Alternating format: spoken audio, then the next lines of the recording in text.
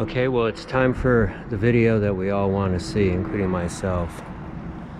This is right out my back door, so I'm going to start canal fishing. Should be some good bassin'. I don't know, if you want to watch a good video, Southwest Fishing does a lot of urban fishing, and this guy is an excellent fisherman. Anyways, what I'm doing is what you would expect a maniac like myself to do, and I'm cooking the black sand, and I'll tell you why. It's simply because there's a little bit of mercury in there, and there's some other funky muck, and it was agglomerating the particles, and they just wouldn't liberate from the black sand into my wheel properly. So I'm going ahead and cooking it off outside in a well-ventilated area. Very little mercury, but I could see that there was a little bit in there. So I'm just gonna get rid of it. Well, after an absolute battle, I think I finally got this thing running okay. And looks like we're getting a little gold out of it, but there's a lot of gold in this black sand. I'm gonna have to run it several times, and we'll see how it goes, but there's good gold in there. Well, I had no goddamn idea. I am freaking out. We hit that real red material. I have never seen gold like this out of the Arkansas. I've never gotten it. I know people that have gotten pickers and better pieces, but look at these freaking pieces. Oh my God. I can't believe it. Look at those chunkers. It's that one oxidation zone I found. The other ones are, and these are even bigger than the normal stuff. I don't have a lot of flour in here. Okay, you can see the flour coming up. So there's flour gold in here, but holy, this is an anomaly. I mean, this is a picker I can pick up. I can't believe it. Okay, so now we're gonna take a look in the copper pan. But look at these pieces. These are really nice ones. This is what I took that were still caught on the wheel. It's crazy. I've been there 5 times.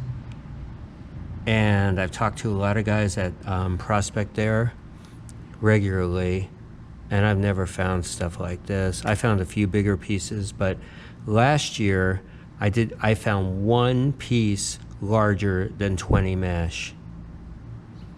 So that tells you, I don't know, we apparently dug something special.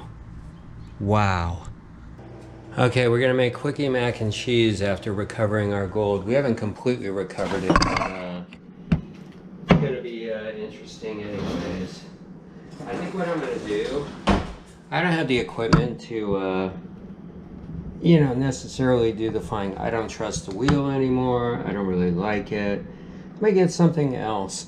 But what I think I'm gonna do, there's a guy, Jason, awesome dude. I like his channel a lot.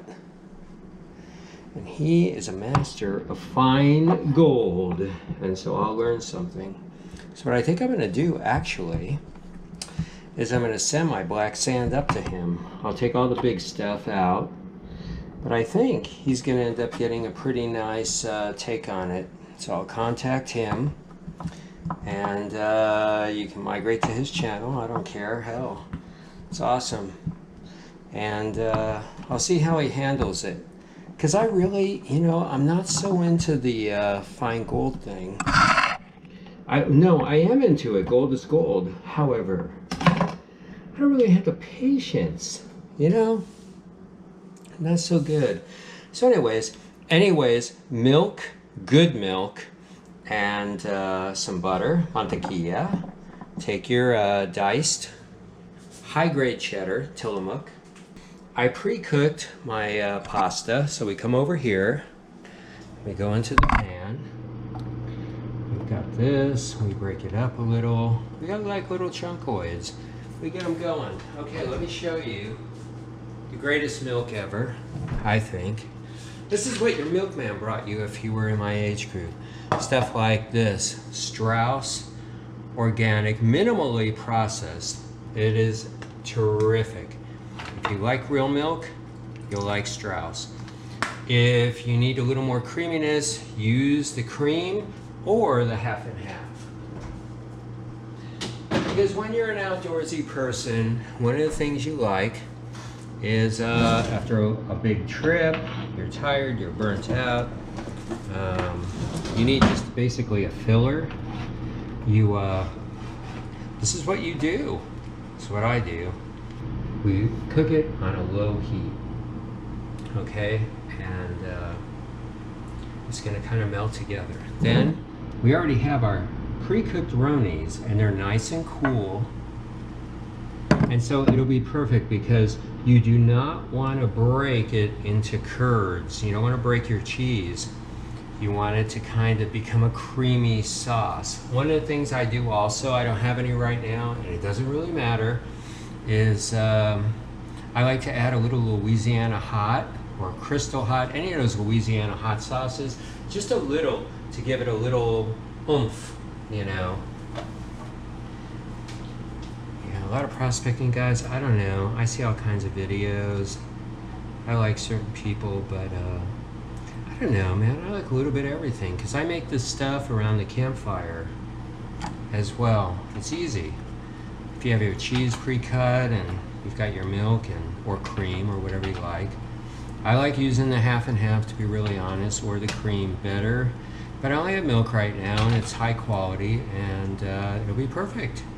See how it's starting to kind of melt? It'll take a little bit, but and then you kind of, you won't break the curd. It won't get all weird and funked up. If you add cool Ronies, they'll assimilate so perfectly well, and it'll be very nice. The other secret, I hope I have it, I'm not sure, I think that I do, is you gotta have some Parmesan in there. Parmesan gives it a little extra. And if you look in the ingredients on like your Kraft macaroni and cheese, you're gonna see Parmesan on there. It's a really good cheese. It just has that depth of flavor that really adds to your quickie mac and cheese. If you have kids, they'll go apeshit over this. I freaking love it. It's great. Look at this. Oh my God. It's freaking crazy. As you can tell, I kind of like cooking. You know what I think I'll do to this? I think I've got some cayenne or red pepper that I can just sprinkle on it just to add that little kicker. Let's see what I got here. Ooh, little cayenne pepper. I think I'm liking that. I'll put a little bit on there. It just gives it, I don't know. I like a little warmth. Pepper is really good. Look at this stuff. See how it's coming together? It looks like damn mac and cheese sauce.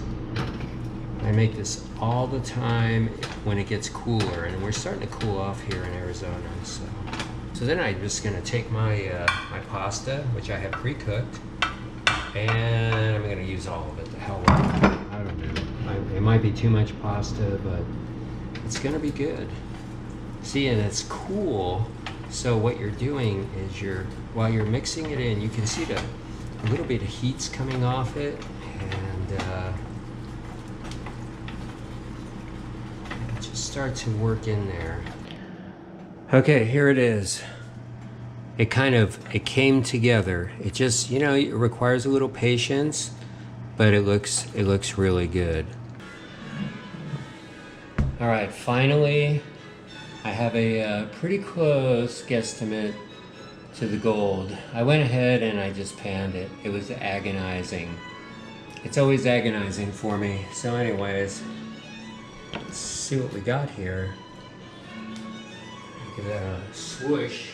Okay, this is the gold that for the most part we got. There's some flour in there, but not all of it. And I'm gonna send that to Flour Gold Wizards the rest of my black sand and see what they think. However, I have gotten pickers there, but I've never gotten pickers like these. Let's come in for a closer exam. Here they are. 1, 2, they're round, they're weird. 6. Most of the pickers I've gotten, I've only gotten maybe 3 or 4 like this and like this. I did get a weird one that was squiggly like this, kind of looked like a dumbbell. And we got all that. You can see the super fines in there. And there's more in the black sand. You can see all those little buggers. So I don't know, I'm gonna try to get a table, but I just did the best I could. My limited panning skills and patience. I'll admit to that any day. I get a little nutty when I start doing that. But the one I really like, I like this one. It's just interesting looking. It's kind of got this character of its own. I mean, they're not giant, but I'm able to pluck them out. And so they probably make up the majority of the weight of what we got. I don't know, I might have a couple of grams there. I don't know, let's see. I'll dry it out.